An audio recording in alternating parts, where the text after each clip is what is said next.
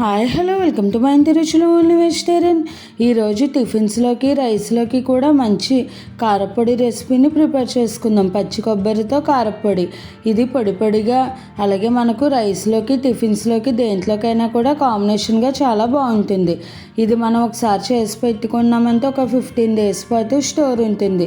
కమ్మగా టేస్టీగా ఈ కొబ్బరి కారపొడిని ఎలా ప్రిపేర్ చేసుకోవాలి, ఆలస్యం చేయకుండా వీడియోలోకి వెళ్ళిపోదాము. ముందుగా స్టవ్ పై కడాయి పెట్టుకుని ఒక 1 or 2 teaspoons వరకు ఆయిల్ని వేసుకోవాలి.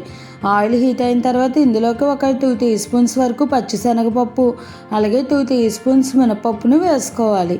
సాయి మినపప్పు అయినా పర్వాలేదు, నార్మల్ మినపప్పు అయినా పర్వాలేదు. ఇప్పుడు ఇవి కొద్దిగా ఫ్రై చేసుకోవాలి. ఈ శనగపప్పు మినపప్పు ఇలా మనం ఆయిల్లో ఫ్రై చేసుకున్న తర్వాత ఇందులోకి ఒక 2 teaspoons వరకు ధనియాలని వేసుకోవాలి. ఇప్పుడు వీటినన్నిటినీ కూడా మీడియం ఫ్లేమ్లో కలుపుకుంటూ దోరగా ఫ్రై చేసుకోవాలి. ఈ పప్పు బద్దలు లోపల వరకు క్రిస్పీగా ఫ్రై అయితే మనకు టేస్ట్ బాగుంటుంది ఈ కారపొడి అన్నది. చూసారు కదండి, ఈ విధంగా కొద్దిగా ఫ్రై అయిన తర్వాత ఇందులోకి కారానికి తగినట్టుగా ఎండుమిర్చిని వేసుకోవాలి. నేను ఒక 8 వరకు ఎండుమిర్చిని వేసుకున్నాను. మీరు తినే కారాన్ని బట్టి వేసుకోవచ్చు. అలాగే ఒక గుప్పెడు వరకు కరివేపాకును కూడా వేసుకుని ఇవన్నీ కూడా ఫ్రై చేసుకోవాలి. ఇవన్నీ ఇలా దోరగా ఫ్రై అయిన తర్వాత స్టవ్ ఆపేసుకుని మనం వీటిని పూర్తిగా చల్లారబెట్టుకోవాలి. ఇవి ఇలా కలుపుకుంటూ చల్లారబెట్టుకుంటే త్వరగా చల్లారిపోతాయి, అలాగే అన్నీ కూడా ఈక్వల్గా ఫ్రై అవుతాయి. ఇప్పుడు ఒక మిక్సీ జార్లోకి మనం ఫ్రై చేసుకున్న శనగపప్పు మినపప్పు మిశ్రమంని వేసేసుకోవాలి. చల్లారిన తర్వాత వీటిని అన్నిటిని కూడా ఇలా మిక్సీ జార్లోకి వేసేసుకుని ఇందులోకి ఒక చిన్న నిమ్మకాయ సైజ్ అంత చింతపండుని, అలాగే ఒక 1/4 teaspoon పసుపు, అలాగే ఒక 5-6 వరకు వెల్లుల్లి రెబ్బల్ని ఇలా పొట్టుతో వేసేసుకుంటే ఫ్లేవర్ బాగుంటుంది.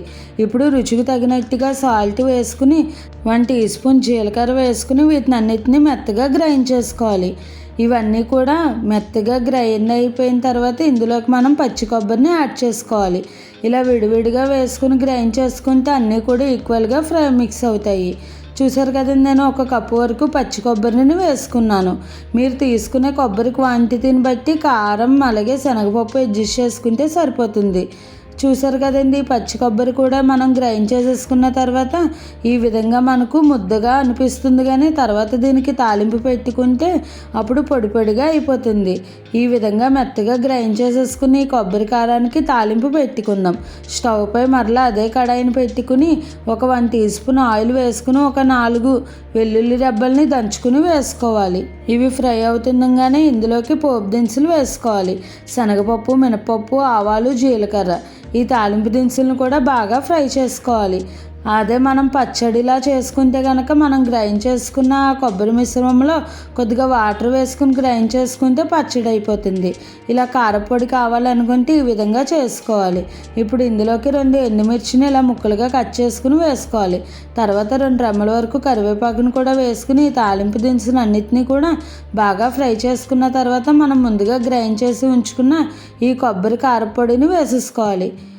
ఇందులో మీకు ఇష్టమైతే ఇంగువను కూడా వేసుకున్న ఫ్లేవర్ బాగుంటుంది. ఇప్పుడు ఇదంతా కూడా ఇలా బాగా మిక్స్ చేసుకుంటూ ఉంటే మనకి ఈ కొబ్బరి పొడి అన్నది పొడి పొడిగా అయిపోతుంది. ఇలా పోపు దినుసుల్లో ఈ కొబ్బరి పొడి వేసుకోవడం వల్ల కొబ్బరిలోని చామ పోయి మనకు ఇలా పొడి పొడిగా అయిపోతుంది. చూసారు కదండి, ఇలా ఈ విధంగా చేసుకుని స్టోర్ చేసుకుంటేనే మనకు ఎక్కువ రోజులు స్టోర్ ఉంటుంది. చూడండి ఎంత పొడి పొడిగా వచ్చేసిందో, అలాగే టేస్ట్ కూడా చాలా బాగుంది. ఇది మనకు రైస్లోకి టిఫిన్స్లోకి కాంబినేషన్గా చాలా బాగుంటుంది. ఇలా మీరు కూడా పచ్చి కొబ్బరితో ఒకసారి కారపొడిని ప్రిపేర్ చేసుకుని ఎలా వచ్చిందో నాకు కామెంట్ చేయండి. అలాగే మరిన్ని మంచి మంచి టేస్టీ హెల్దీ రెసిపీస్ కోసం నా ఛానల్ని ఫాలో అవ్వండి. ఈ రెసిపీ కనుక మీకు నచ్చినట్టయితే లైక్ చేసి షేర్ చేసి కామెంట్ చేసి నా ఛానల్ సబ్స్క్రైబ్ చేసుకుని పక్కనే ఉన్న బెల్ ఐకాన్ క్లిక్ చేయడం మర్చిపోకండి. Thanks for watching.